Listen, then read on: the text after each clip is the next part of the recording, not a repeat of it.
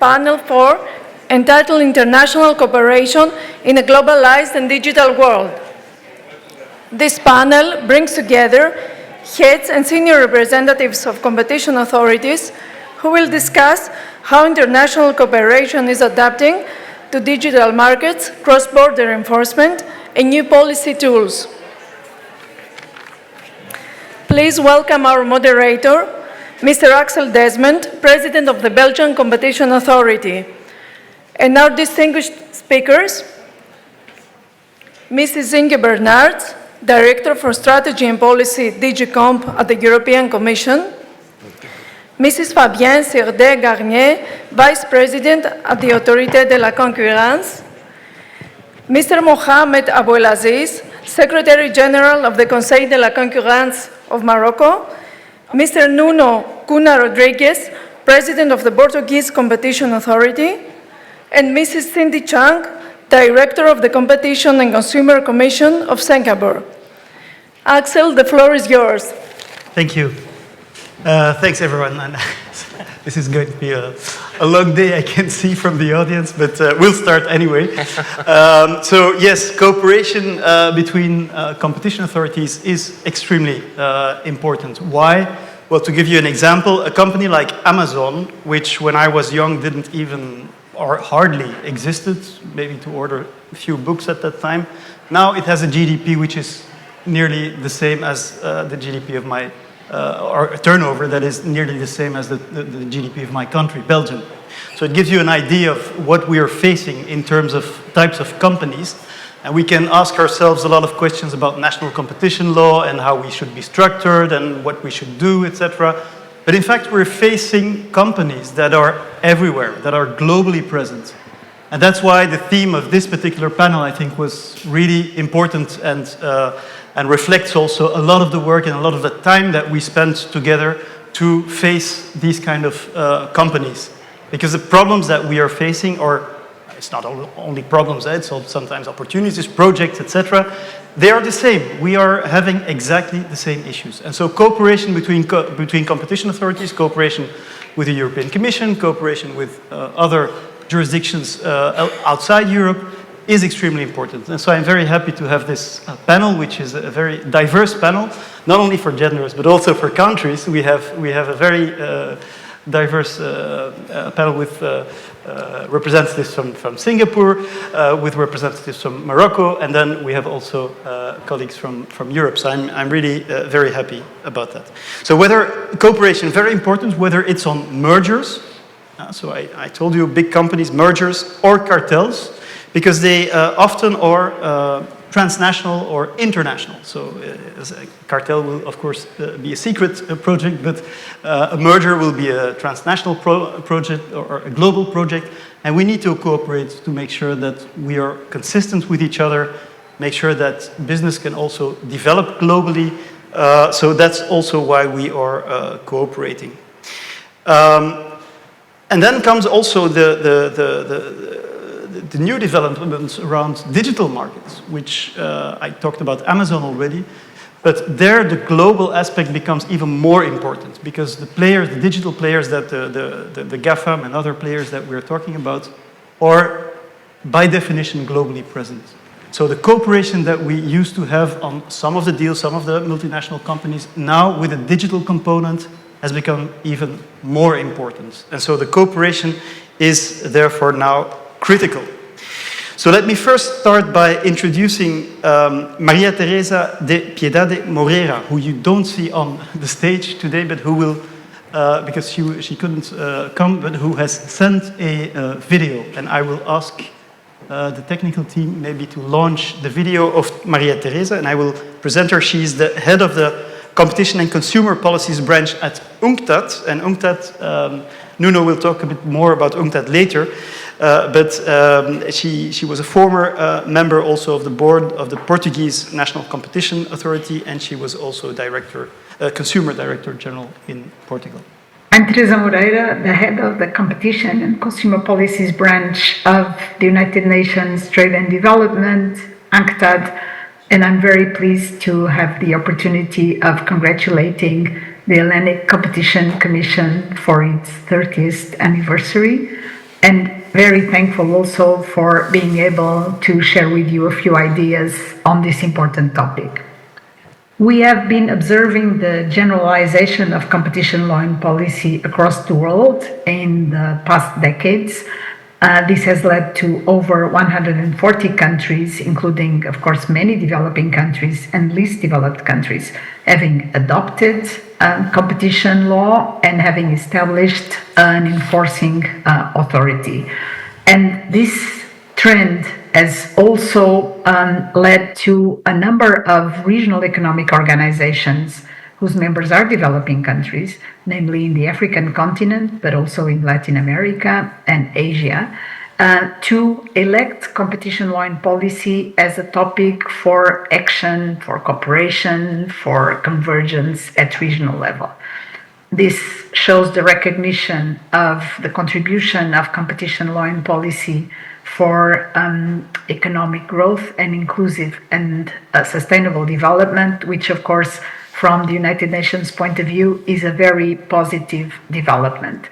This also has led to intense cooperation, either formal or informal, through bilateral channels, through regional channels of different geometry, and we can think even of informal type of collaboration, namely in Africa with the African Competition Forum, in Latin America with UNCTAD, with the OECD, with Arab countries joining efforts between UNCTAD, the UN Commission for Arab Countries, ESCOAB, and the OECD, and of course also in other parts of the world, but let me underline the work done also by the BRICS, now BRICS plus countries in this field.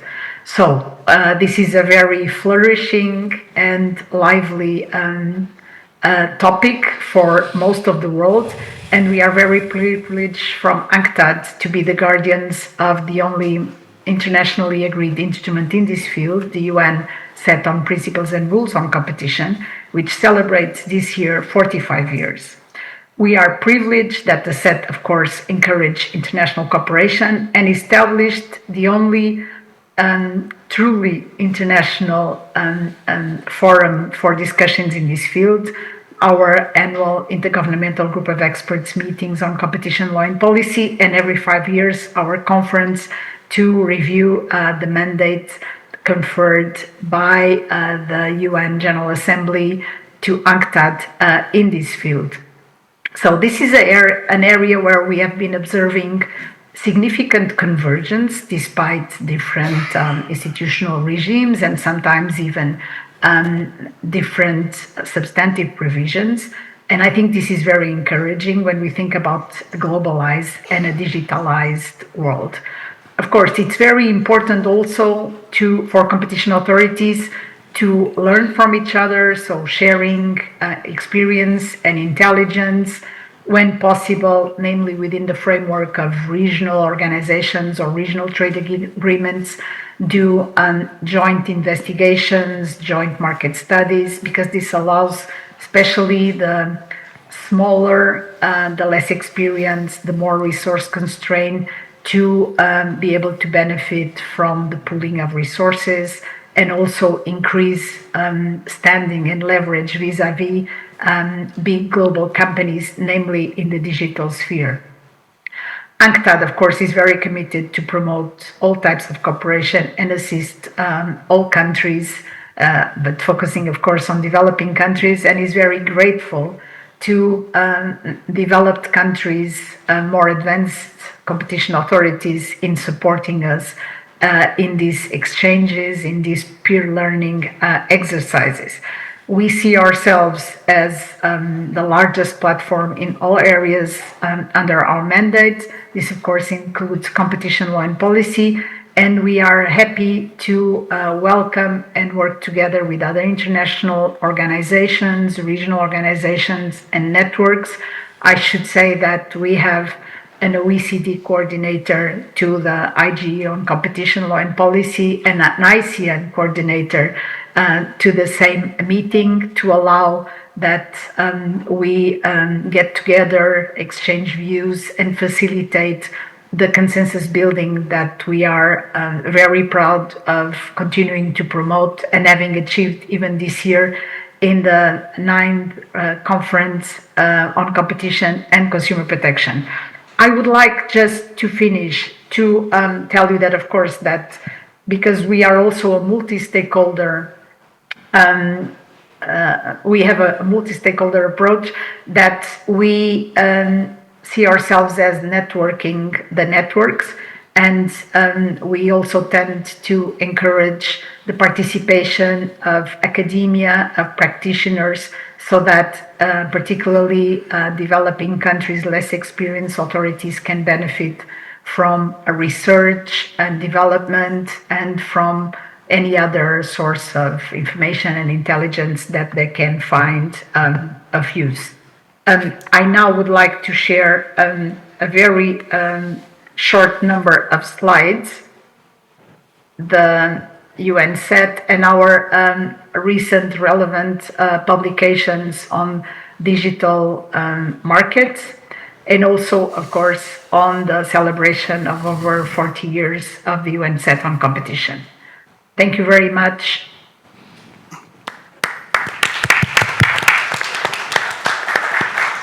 Okay, thank you, Maria Teresa, from a distance.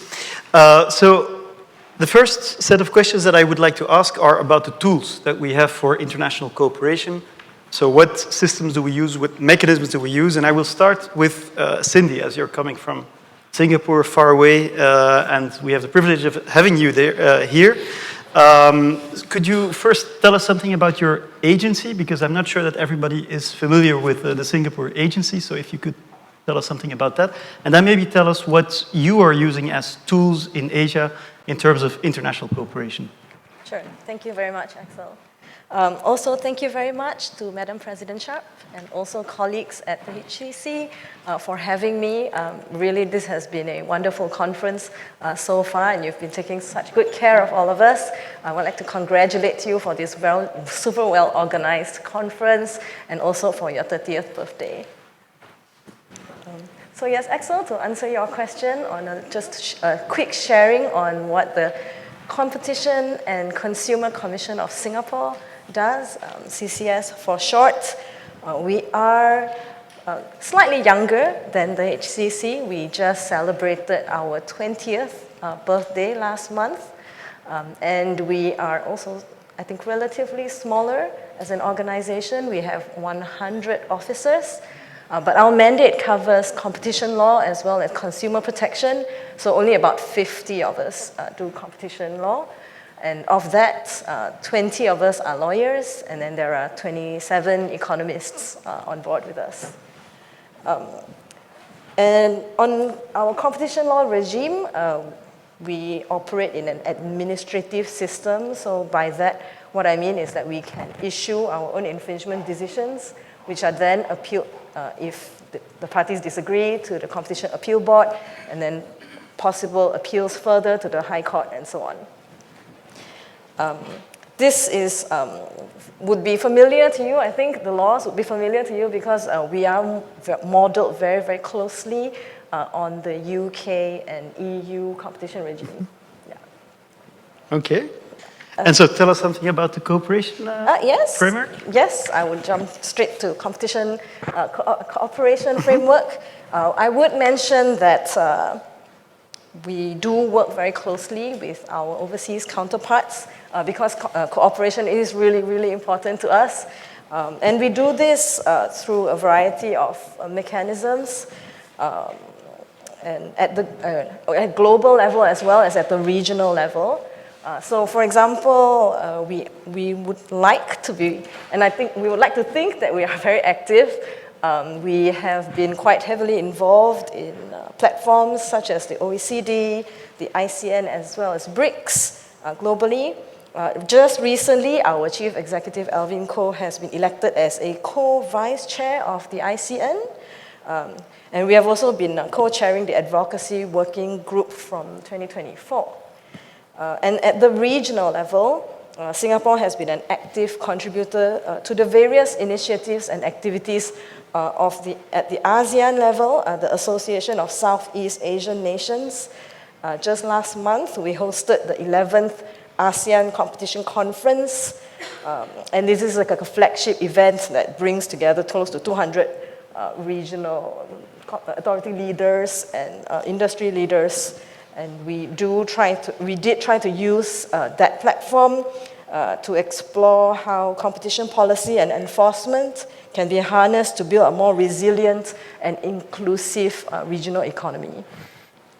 But I will move very quickly on to an example of actually cooperation in an international cartel case. This example is not one on a digital market just yet, but it is a case that is very near and dear to my heart because it is, I think, the organization's first international cartel case at the time, and it was also my first international cartel case as a very junior officer. This is more than a decade ago already. Essentially, it is the freight forwarder case. Whereby cooperation was really very important because as a younger, more resource-strapped competition authority, at the time, one of the means by which we have cases which have legs would be to piggyback on the cases of other more established jurisdictions which has progressed their cases a little bit further. So because the competition law in Singapore, the Competition Act in Singapore extends to anti-competitive conduct that takes place overseas for as long as it has an effect in Singapore. So one of the ways in which we've benefited from cooperation would be to speak to the other jurisdictions to ask whether or not it has had an impact in Singapore potentially, to ask about the theories of harm, and to ask about the types of evidence that might be useful in such cases. So really in that case, we've managed to bring the case all the way to an infringement decision, and it's all thanks to a lot of cooperation from our counterparts. So thank you for that. That kind of has shaped our view on the importance of international cooperation, and it continues really to this day. And now as we've grown as an agency, we are extending the same kind of benefits for international cooperation to our regional counterparts as well. Yeah. Thanks, Cindy. Very interesting to see indeed how concretely from coming out of a case, you grow cooperation amongst agencies. So I think that's indeed the most important and the most intense way to have your cooperation is on concrete cases. Mohammed, I have the same question for you. As you come from Morocco, and we maybe are not all familiar with the agency, can you maybe present quickly your agency and how and which tools your agency is using on cooperation? Okay, with great pleasure. I would like to start by thanking the President of the Hellenic Competition Commission for inviting Morocco, the Competition Council of Morocco, to participate in the celebration of this 30th anniversary of the Commission. I would like also to thank you personally for the warm welcoming and the perfect organization of this conference. Really, thank you. Concerning the Competition Council of Morocco, it is an independent and constitutional institution. One of the key pillars of the Morocco's economic governance framework, alongside with other institutions. And I was very glad this morning, the end of this morning, to end one of the speakers who wished to see the commission, the competition commission, the Hellenic one, as part of the future reform of the constitution. This is what we have lived in 2011. In this year, the Competition Council became a constitutional institution, and it was really a very important moment in the evolution of the institution. The fact that being in the constitution gave us, firstly, the force, the strength to defend our independence. It gives you a single position, legally speaking. Secondly, it gives you visibility vis-à-vis your durability. By being in the constitution, you escape the political debate or the differences between different governments or political parties. It became part of the social, political, and economic contract between all the citizens. This is very important to be part of the constitution. Thirdly, it gives you also the strong position vis-à-vis the other institutions, maybe older institutions that the competition authorities have to face generally in every legislation. So I wish good success to this process in your country also. The role of the Competition Council in Morocco is central to the consolidation of markets economy, the guarantee of free competition, and the protection of consumers. We don't protect consumers directly. There are associations for that and other bodies, special bodies, but through competition, we try to make our action beneficial for the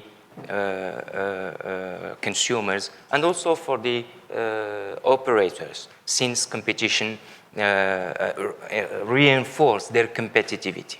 We can be more competitive rather than when we have we live in an environment of competition pressure.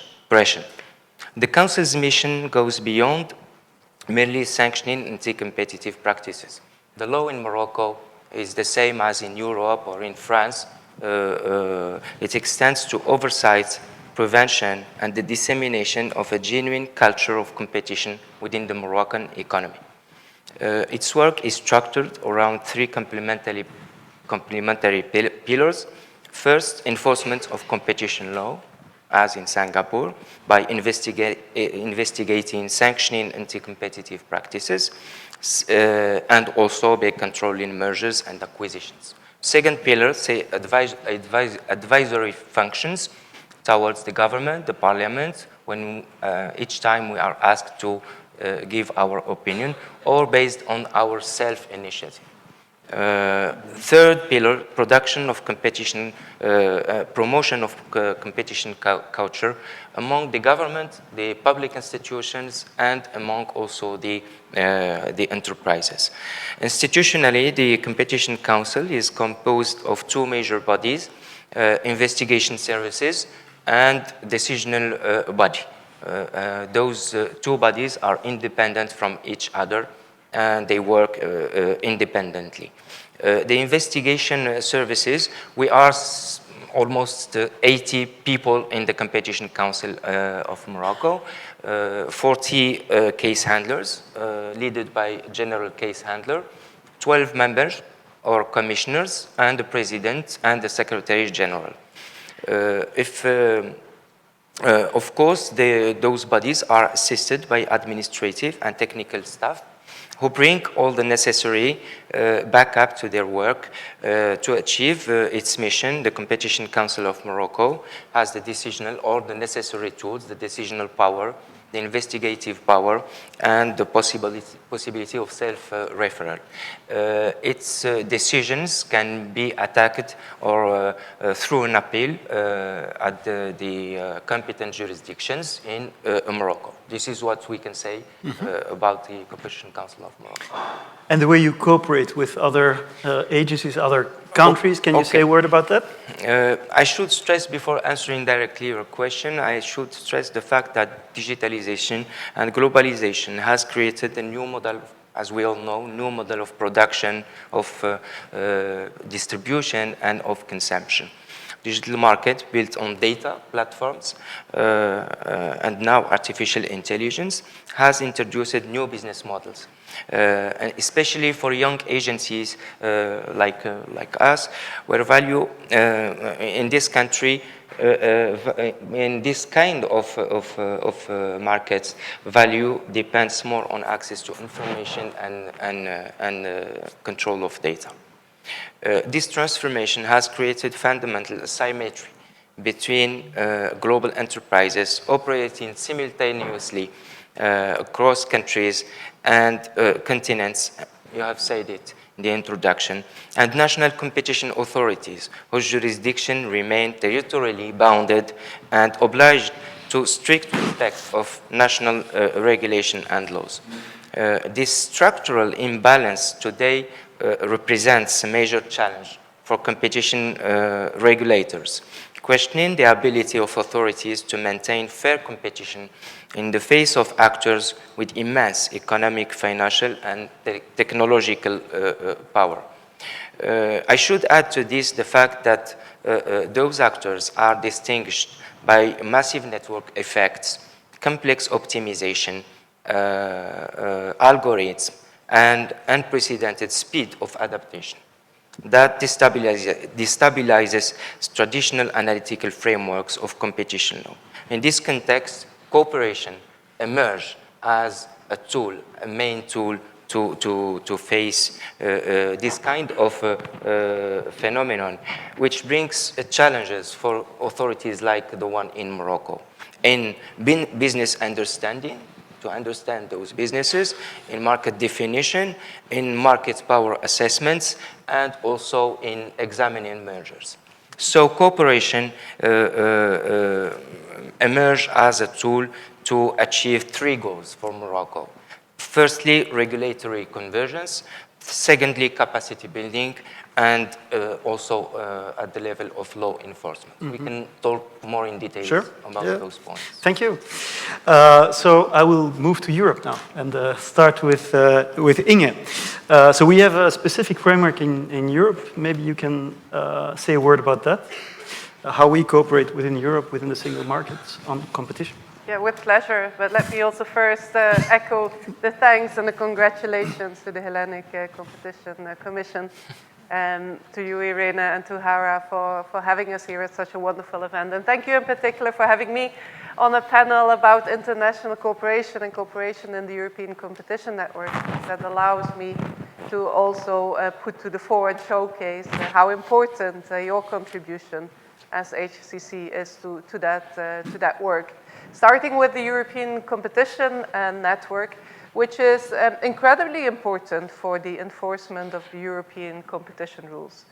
It was mentioned this morning, I think already in the panel, that we do not have one enforcer of Articles 101 and 102. We have 28 enforcers, DG Competition, and 27 national competition agencies. And when we did the evaluation of Regulation 1 just last year, one thing was really very obvious to us, and that's the massive support for the European Competition Network. The decentralization of the enforcement of the European competition rules is universally recognized as a major success. And we calculated a bit the decisions and looked at the statistics. You see that actually more than 80% of the enforcement cases of European competition law is done by the national competition agencies.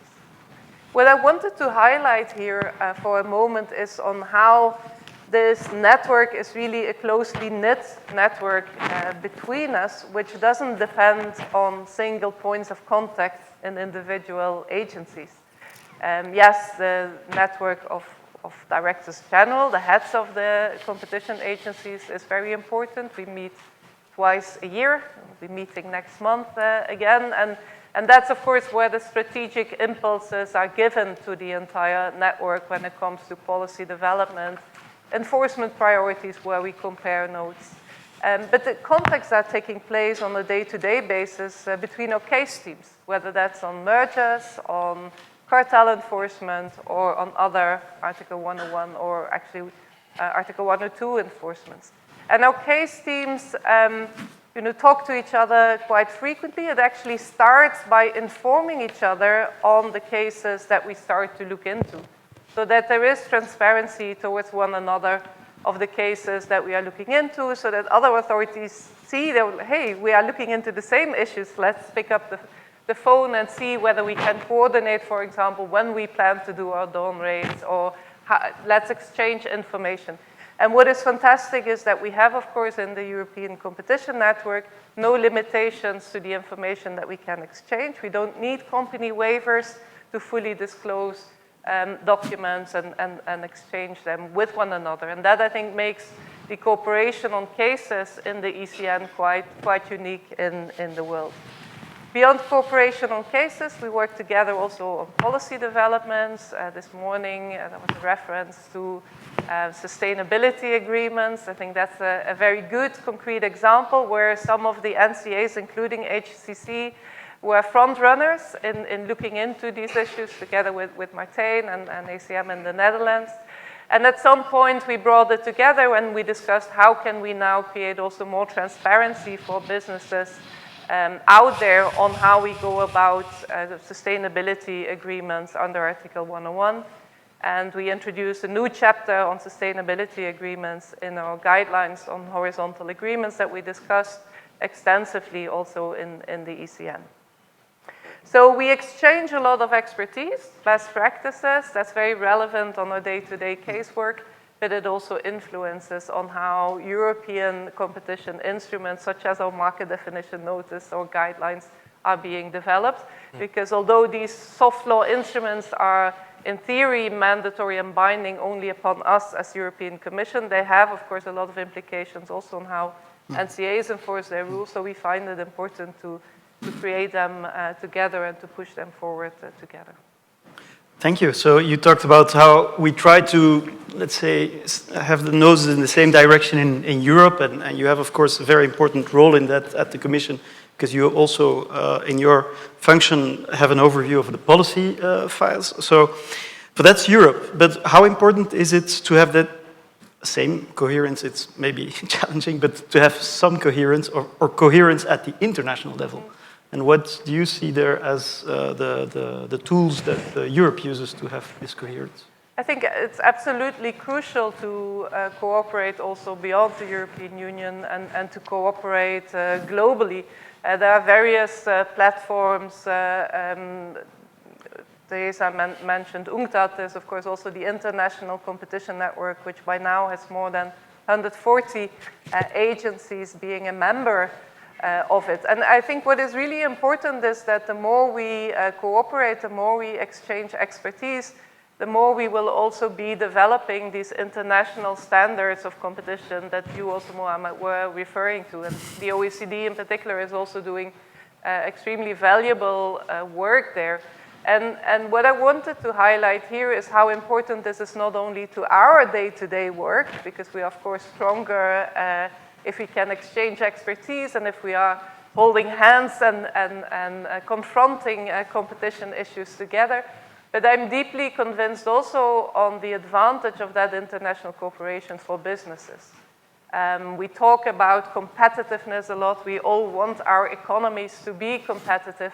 But if businesses can grow their scale from their home markets, also abroad within the single market and beyond, and vice versa, if businesses from Singapore, from Morocco can invest in the EU in a way where they are guaranteed a transparent framework that's facts-based, rule-based, with independent authorities subject to judicial control, and based on principles which do not need to be uniform, they don't need to be identical, but which are at least built on a common culture of competition, as you described it, and essential fundamental principles, then that will make the global economy, I think, more competitive by giving opportunities and by removing costs of being active across borders.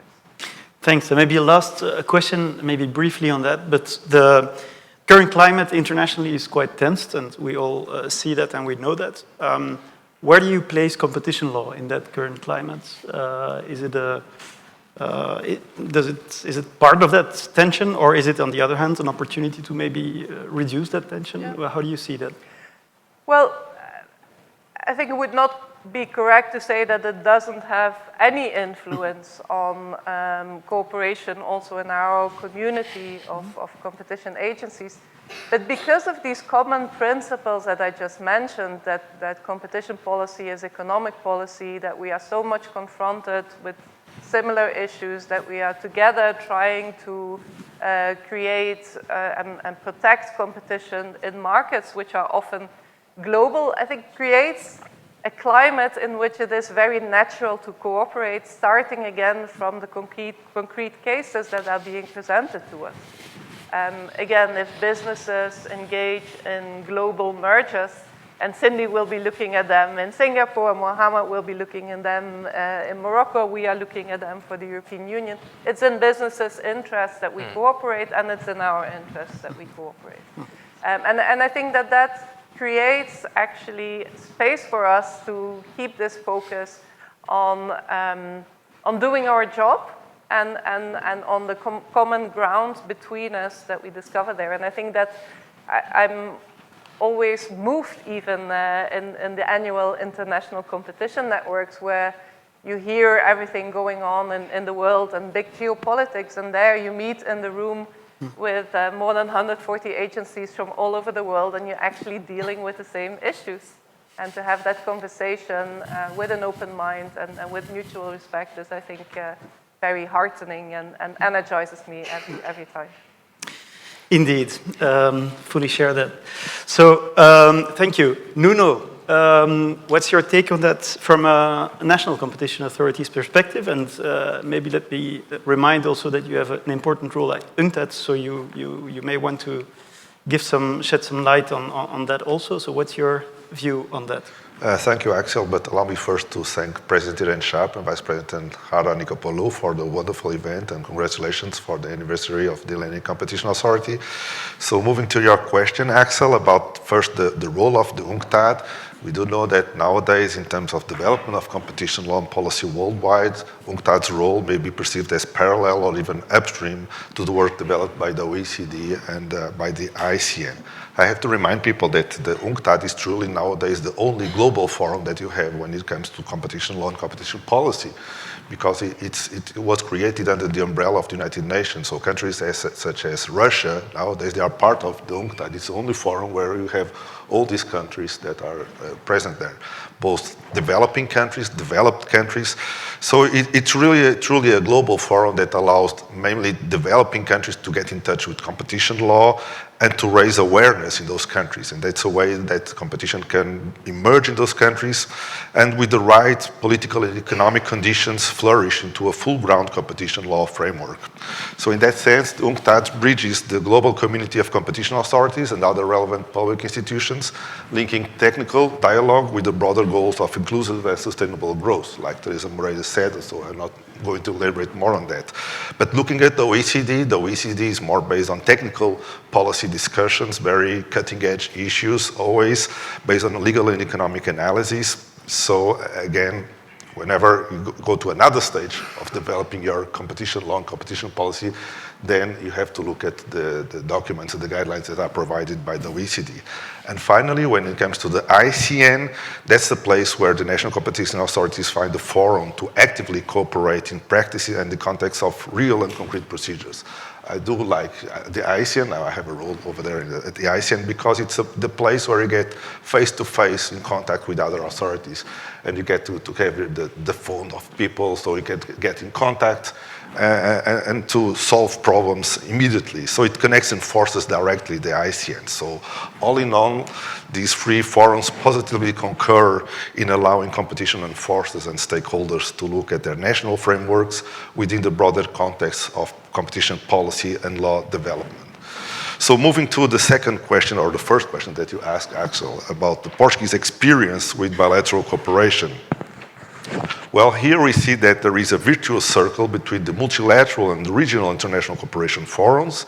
I mentioned previously the UNCTAD, the ICN, and the OECD, and the bilateral agreements and cooperation that can be fostered and achieved in the context of the work that is done in those forums. But let me start by the ACN that Inge mentioned previously. For us, the European Competition Network provides the framework for bilateral information exchange and continuous dialogue regarding antitrust cases. Indeed, beyond formal notification obligations between the NCAs and the European Commission that Inge mentioned previously, at key moments of the procedure, we are able through the ECN to keep regular informal pick-up-the-phone contacts. And so, in fact, the ADC has had a positive experience with the ECN, namely by performing joint and simultaneous down raids with other member states, such as the Spanish CNMC, making joint interviews and exchanging confidential information, for instance, through requests for information sent by the ADC and vice versa, which also Inge mentioned previously. Additionally, we are also experiencing the use of cooperation mechanism of Article 22 of the Reg 1, which allow us to ask other NCAs to conduct unannounced inspections on behalf and for the account of the Portuguese HCC. So this cooperation is in fact embedded in our daily life of our investigations. And nowadays, you know, cartels are no longer national. They are cross-border cartels, even if it's within the EU or international cross-border cartels that involve certain states outside the EU. But beyond the ECN, as I mentioned previously, forums like the ICN, the OECD, and the UNCTAD provide a framework that fosters effective bilateral cooperation about resting upon soft law, in the case of the ICN, or on treaties which do not provide for binding rules on bilateral cooperation, like the OECD and the UNCTAD. Indeed, I would like to highlight the invaluable existence of multilateral platforms for cooperation and development of mutual trust between NCAs. It's important because it's built in a context where there are no legally binding rules. And let me give you an example of this, because just recently the ADC investigated an alleged multinational cartel, and this investigation started after a leniency application from a company based outside the Portuguese territory. It was based in Japan, which applied for leniency, and involved at the same time Brazil and Uruguay. So in this case, the ADC used international enforcement cooperation tools such as the ICN cartel leniency model waiver and followed the OECD 2014 recommendation concerning international cooperation when reaching out to the undertakings. Also, when it comes to regional instruments, they also play a relevant role, the so-called first and second generation agreements and regional organizations. So here I would like just to share with you the excellent experience that we have in Portugal with Portuguese-speaking countries. There are several authorities that were created just recently, namely in Mozambique in 2021, in Angola in 2018, and Cape Verde just last year. So we've been promoting regular meeting and technical assistance with those countries in order to enhance the role of competition law there. And a particular case of successful bilateral cooperation is with Angola. In the context of the ongoing and open dialogue between the EU and Angola, under the framework of the project that is entitled EU-Angola Joint Way Forward, we have recently been able to put in place 2 cooperation projects that were funded by the European Commission in Angola. And also the Portuguese authority has been actively strengthening its bilateral ties through the celebration of memories of understandings with other countries.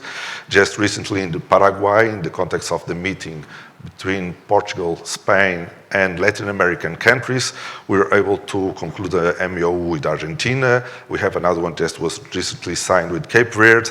And so these protocols, I think they are very important because they cover a wide range of initiatives, including sharing of best practices, joint workshops, training sessions, and technical assistance.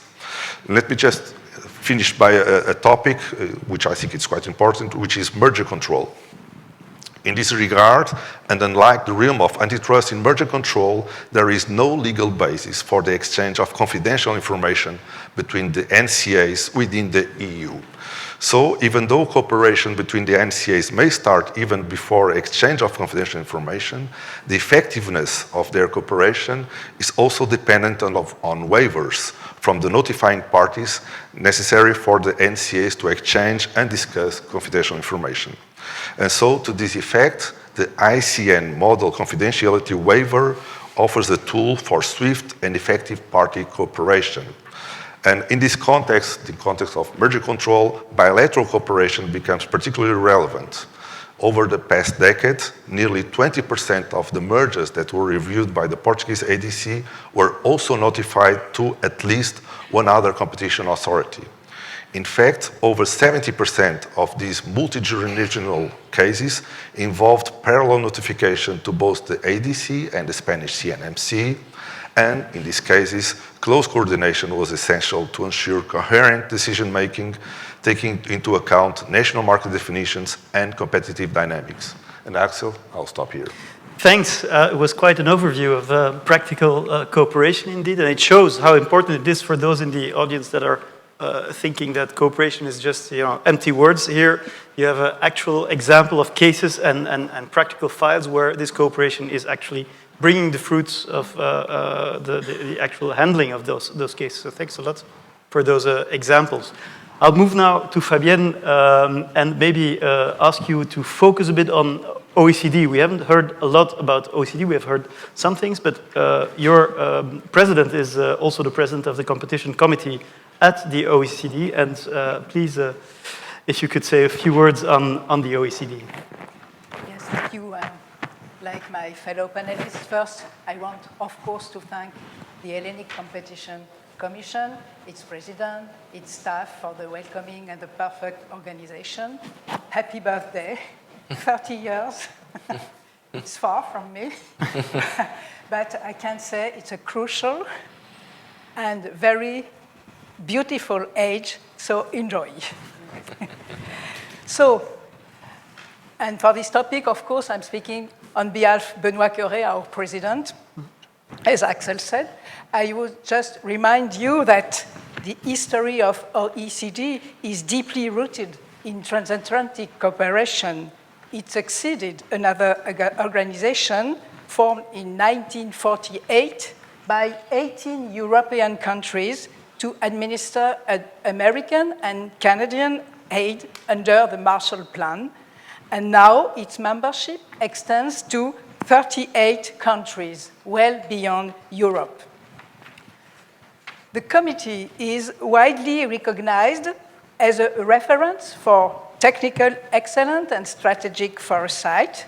The agenda for the latest June meeting reflects this ambition, with roundtables on competition in cloud computing services, mobile payments, and efficiencies in merger reviews.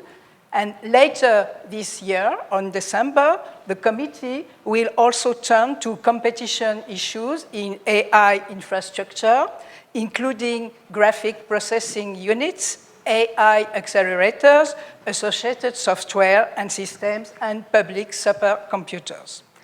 But beyond its analytical work, the committee also pursues a strong mission of international cooperation and assistance.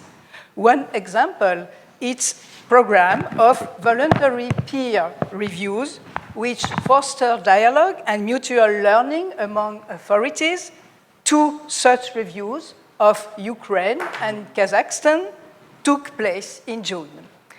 And the committee also plays a key role in shaping competition policy and enforcement worldwide.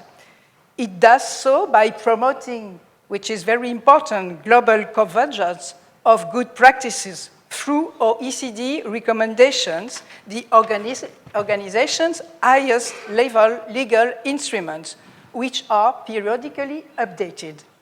These recommendations, I think it's important, are formally approved by governments, not just competition authorities, giving them a strong and lasting commitment value. For example, the OECD recently reviewed its 2005 recommendation on merger review to incorporate new approaches, including platform mergers, multi-sided markets, and non-price effects. The revised text has been adopted by the OECD Council meeting at ministerial level in June. And the committee also has the, I think, unique capacity to embed competition perspectives into other areas of public policy, such as industrial policy, trade, sustainability, and thanks to the OECD's world of government approach. So, to conclude on this topic, we are convinced that the OECD provides a stable and a neutral platform for transatlantic dialogue amidst changing political winds. We, at the French Competition Authority, look forward to continuing this dialogue with our partners, including the DOJ and the HCC. All that I can say is that for the moment, the newly appointed representative of the US antitrust institutions Assistant Attorney General Abigail Slater and Chair Ferguson of the FTC have expressed their willingness to continue in this direction. So let's see. Thank you, Fabienne. So after this overview of the tools that we have on international cooperation, I promised to talk also about the digital challenge that we have. And I'll get back to you, Fabienne, for the digital challenges that we have. Why is it important to, with this development, to cooperate more than ever? And what do you see as the tools there to tackle the digital issues? Yes. Maybe I think that digital cases best illustrate how cooperation works in practice. In recent years, the Autorité de la Concurrence has handled several major antitrust cases against global digital players, often in parallel with investigations by our European or international counterparts. Many of the issues encountered by a given antitrust regulator are echoed in other jurisdictions. Let me just give an example. In June 2022, Meta offered commitments to the French Competition Authority, its first ever commitments to any competition authority, to address concerns in online advertising. A little bit tired. Although our jurisdiction formally covers only France, Meta chose to extend those commitments across Europe. Another example, Google's commitments to the Bundeskartellamt on Google Automotive Services and the Google Maps platform apply across the entire European market. So, the single market is large and unified enough that it makes sense for a global player to refer to it as an authoritative standard. Inge talked about the European Competition Network. It's very, very important. But beyond the formal structure, close cooperation has fostered mutual trust and informal coordination through, for example, bilateral contacts, as Nuno said, and joint studies, and this community of practice makes enforcement more consistent and ultimately more credible. But cooperation extends beyond Europe as well. We can welcome, for example, the conclusion of a new cooperation agreement with the United Kingdom, which will soon enable closer cooperation despite Brexit. And beyond Europe, close cooperation with our United States counterparts is equally crucial. Of course, in digital markets, remedies are rarely global, so similar cases often proceed in parallel across jurisdiction. Given the complexity of these markets, we cannot afford to act in isolation. The DOJ's recent victory against Google in the advertising market, confirmed by Judge Leonie Brinkma in April, immediately prompted comparisons with the European Commission ad exchange case. Both agencies have drawn on earlier precedents, including, sorry for quoting the Autorité 2021 decision against Google for favoring its own ad technologies. This shows how authorities can learn from one to another and advance shared goals while respecting their respective legal frameworks.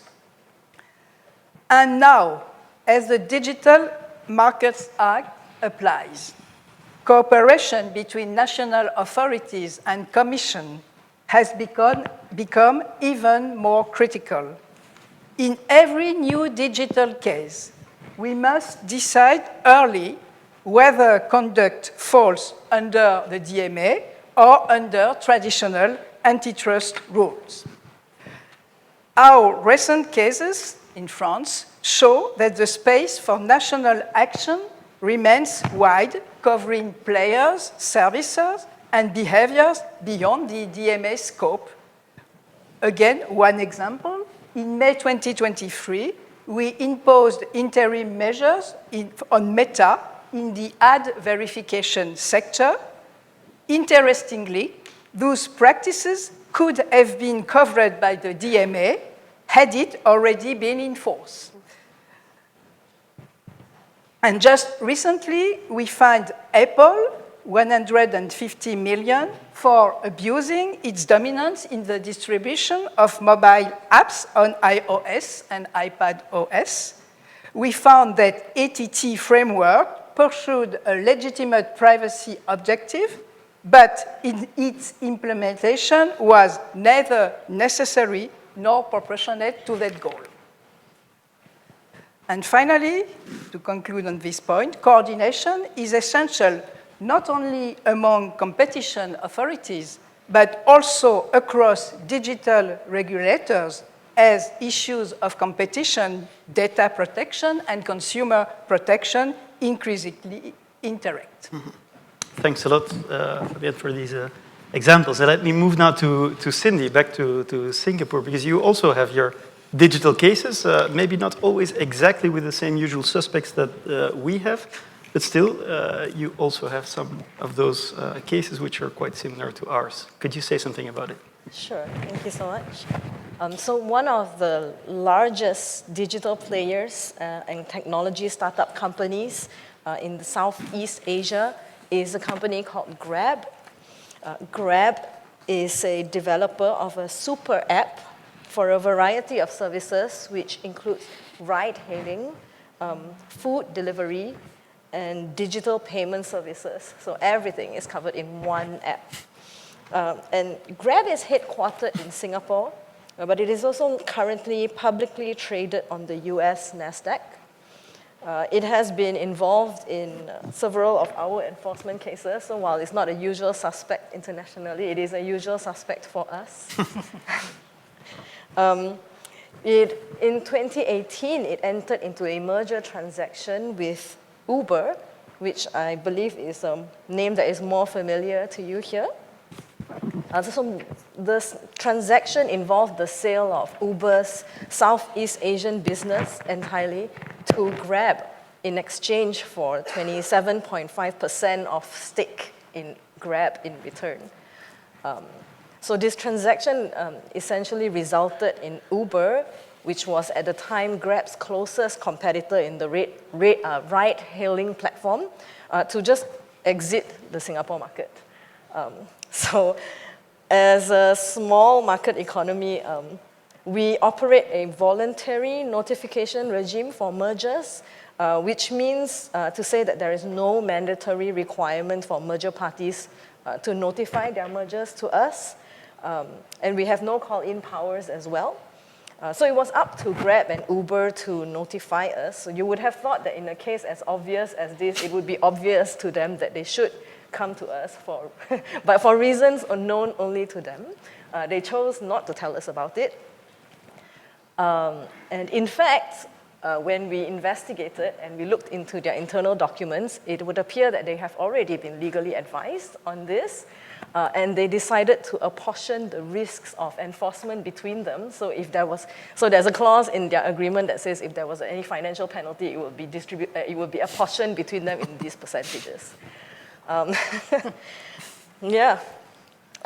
So unsurprisingly, when we investigated, we found that it resulted in a substantial lessening of competition in the provision of ride-hailing platform services in Singapore. Then we subsequently imposed financial penalties on both parties, totaling approximately 13 million Singapore dollars, which is around 10 million USD, which I believe is about 8.6 million euros, thereabouts, which they then apportioned between them per their agreement. But I think the interesting thing to raise in this case is really that because Grab left the entirety of Southeast Asia, so this transaction actually affected a number of the ASEAN member states.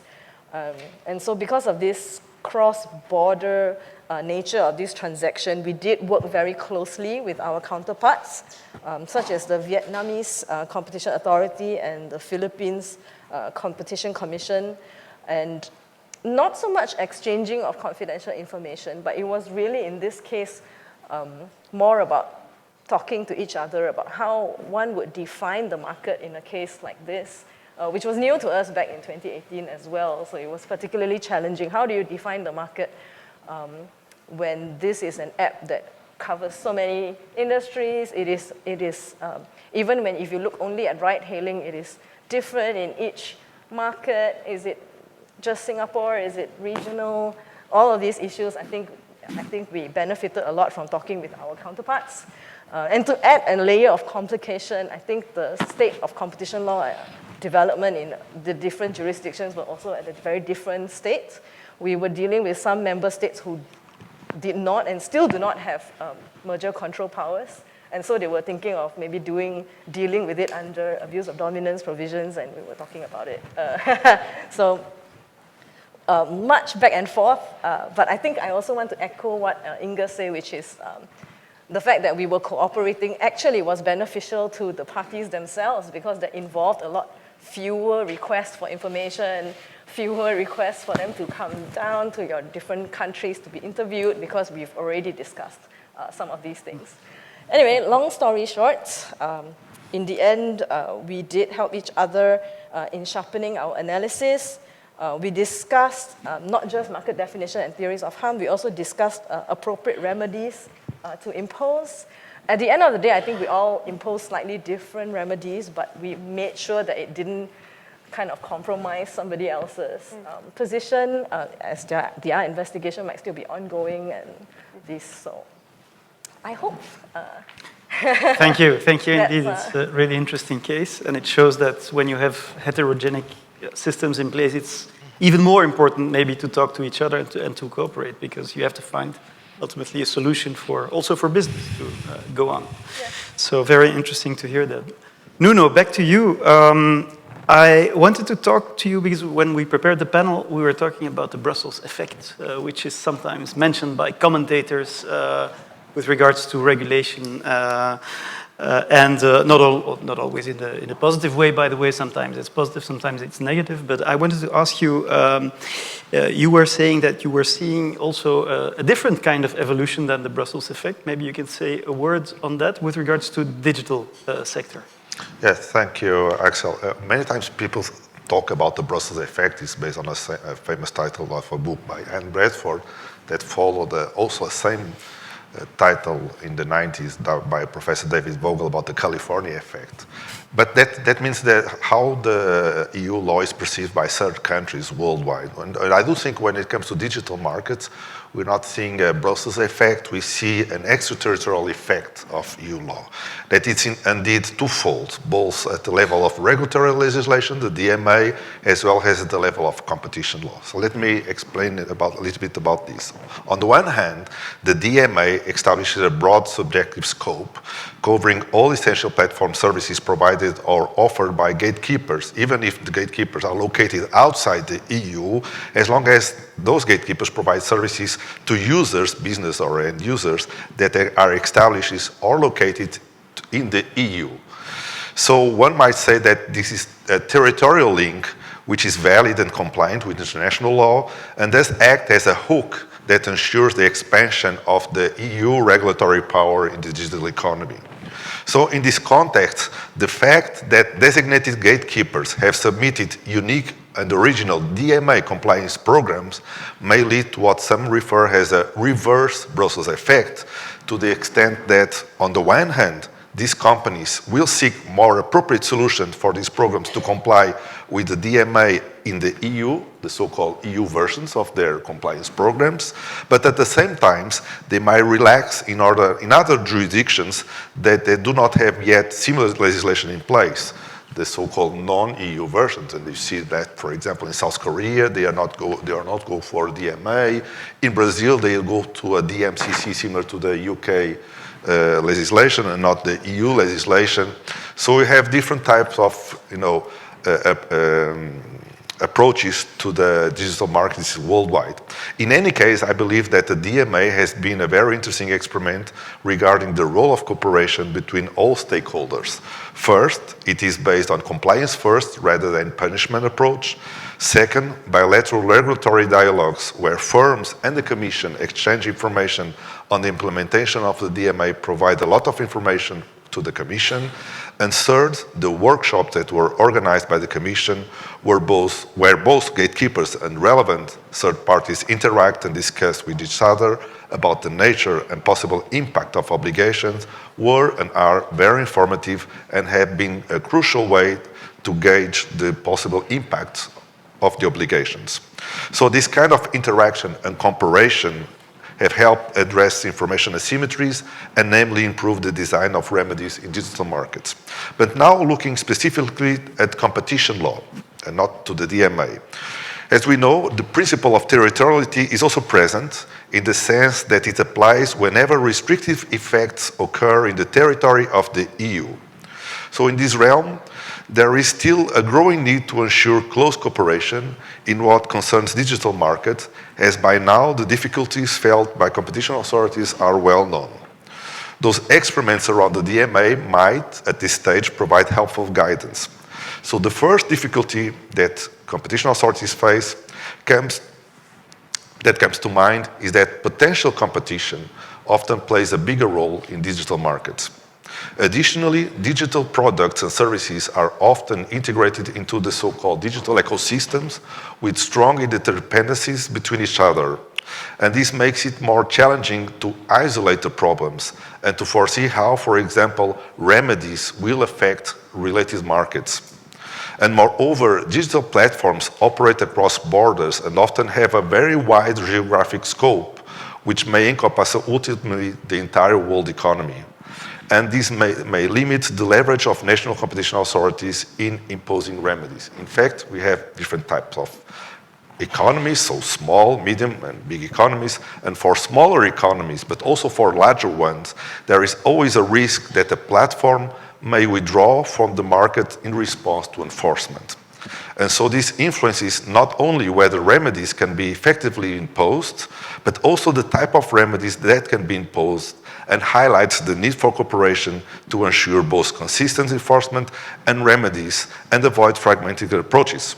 For example, in Africa, it is recommended that African countries join in regional areas so that they leverage their market, their power in order to tackle all these problems that are posed by digital economy.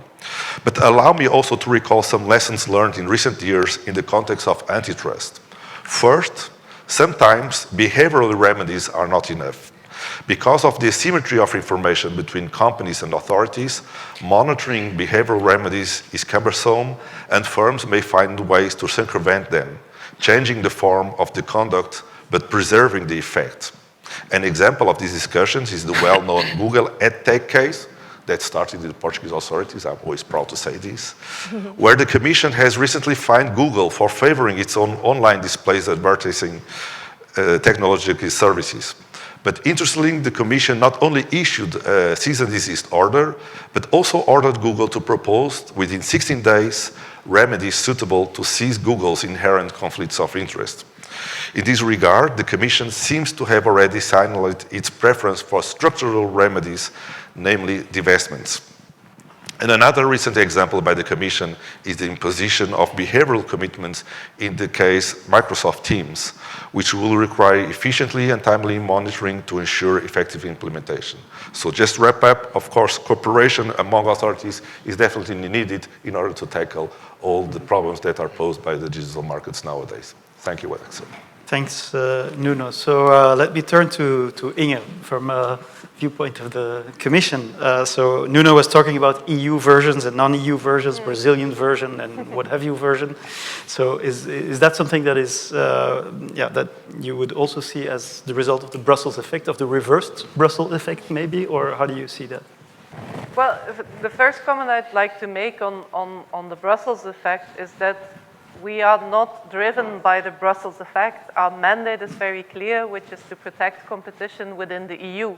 And that is where our focus is and where our mandate is.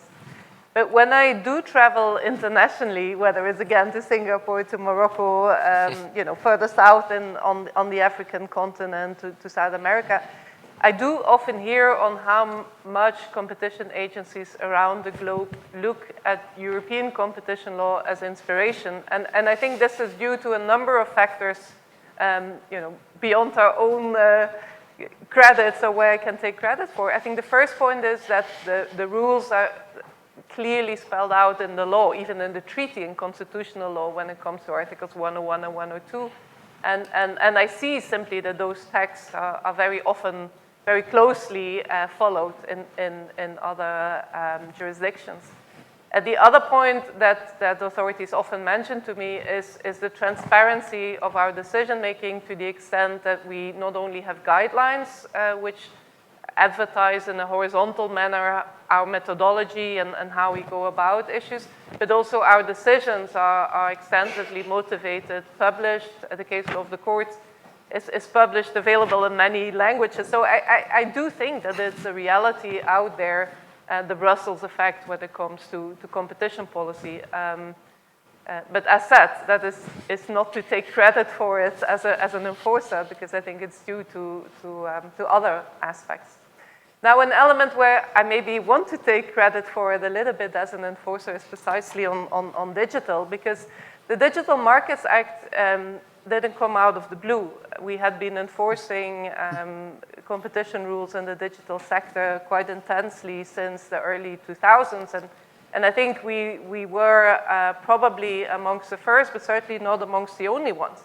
In the 20 years between the early 2000s and us putting in place the Digital Markets Act, many national competition authorities, the Autorité, the Bundeskartellamt, others have been doing cases, and we have been developing that case practice together. But, and you rightly mentioned it, Fabienne, also the authorities in the US, not only at federal level, but also at state level, have been quite active in enforcing antitrust rules. And I think that led to a very large degree of consensus in the competition community, not only amongst enforcers, but certainly also academia, economists commenting on it, on where exactly the problems of gatekeeping, of particular market power laid, and how to address them with solutions, again, that are not unique to the digital sector only, when it is about access to infrastructure and interoperability. We've seen this in other instruments, provisions around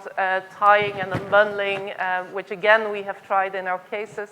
And if I see now many of the remedies still that take the form now of obligations in the DMA, we tried them already in the early 2000s in our antitrust cases. I'm thinking about one of the first antitrust cases I was involved in DG Comp, antitrust, the case against Microsoft for tying its Internet Explorer to the rest of the Office suite with choice screens as part of the commitment decision. So I think that it was also there, the international cooperation, our joint learning through enforcement, our joint discussions in trying to articulate quite well where the specific market powers lies, and joint experience of how can you effectively address them, that led to the Digital Markets Act. I think the advantage we had is then, of course, when you have the joint analysis, it's a matter of use your own tools, which are specific to your own legal system. And again, the Autorité, you have interim measures with a system which allows you to be rather fast. You do two in Belgium, Axel. So that is very good that you use these tools, which you have in your toolbox and others don't. I think for the EU, we had the possibility, because we also take legislative initiatives as the Commission, to translate our know-how into a regulatory instrument that was then adopted by the European Parliament and the Council, and that has the advantage of speed. I think it was Andreas Mund this morning who said that you see 18 months after the entry into force of the obligations, first results when it comes to having alternative app stores on iOS, when it comes to seeing that choice screens indeed lead to consumers selecting other browsers, for example, when you see that it helps consumers making use of the possibility to port their data and switch to alternative suppliers.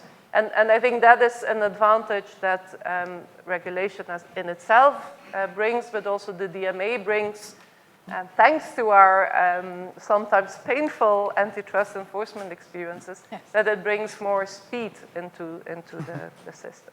Clearly. Thanks. So I promised to keep time for this panel, so I will do that. And I have 2 more questions, but I will ask my fellow panelists to keep it short. Okay. Mohamed, if you could give one example of a digital case in Morocco that you've had, because you have some interesting cases also. And I will ask immediately after Fabienne to say one word on artificial intelligence, if it's possible. If it's not possible in one word, maybe 2 words, indeed. Okay, so Mohamed. Two short examples. I think I will start by, I can't be here without speaking about the program twinning, in which the competition commission of Greece has played the main role with Professor Janos. He is here. We want in Morocco express our thanks to him and to the commission. The twinning program for Morocco, and Mrs. Cavalry also, who was for 2 years in Morocco, just to accompany the team, our team in our training program. The training program was launched for 2 years. There was 3 authorities, European consortium of 3 authorities: Italy, Poland, and Greece, and it was really an accelerator for the evolution of the competition. This was very important for our evolution. And it was also an occasion to sign a convention of cooperation with the Commission. I think one of the most important things that we have taken from this program is capacity building for our case handlers, whether concerning market definition, investigative tools, competition measurements, economic competition measurements, and also capacities in doing inquiries. And since then, we have made, for the first time in the history of the Competition Council, 2 down rates based on the trainings that we have had in that program. So the twinning program was the main idea is the twinning program was very successful and very beneficial for Morocco. Morocco have 2 sides of cooperation, bilateral and multilateral. We are very active in the international organizations such as OECD, ICN, and UNCTAD. Also on the regional level, we are very active in the Arab Competition Network. We are receivers, but also transmitters of knowledge in competition. Now we can share also our experience with Arab and African countries. And there is a lot of demand as they see the Competition Council like an agency which is likely to like their agencies. We have the same age, the same experience, and we can bring a lot for on the regional level. As an example, we have also cooperation, close cooperation with the French Competition Council, Autorité de la Concurrence. For 2 years, we have done and achieved jointly, Fabienne and me, trainings for judges in Morocco, and also her colleagues. And this was also very important for judges. Now they can judge cases or appeals that are brought to them with a large knowledge about competition law. And, okay, thank you. So to finish this panel, Fabienne, because I just want to pay tribute to the French Competition Authority on this, because I think on artificial intelligence, a few competition authorities have made really pioneering work, also the NUNO's authority, also the CMA. So I think it's really important to finish this panel on this, because this is the future, right? So artificial intelligence is now said by some to be an industrial revolution, so we can not look beside it in a panel where we talk about digital and international. So just one word, 2 words on that to close this. Yes, to close this. Yeah. No, I just wanted to say that in 2024, we investigated the AI sector. We identified a number of potential concerns. Of course, I will not enter into details. They are, for the most part, related to the all essential inputs that are needed for the training and inference of generative AI models, computing power, data, technical skills. It was also very clear to us that AI technologies were fast evolving and that our study might possibly very quickly be outdated. See the DeepSeek example. So it remains an important area of concern, and competition enforcers must remain extremely vigilant. That's all I can say. That was very good. This will be for the next time. Thank you. So let me thank all the panelists. And before applauding, I would like also personally to thank the Hellenic Competition Commission for this fine organization. I was also very much impressed by how you are at the center of the Greek politics also. I mean, we've had the honor to have the president himself present. So I think it's really fantastic to see that. I think it's an example for other countries. So really congratulations with your 30 years anniversary and for the very good organization. And now let me thank all the panelists for discussion. Bravo.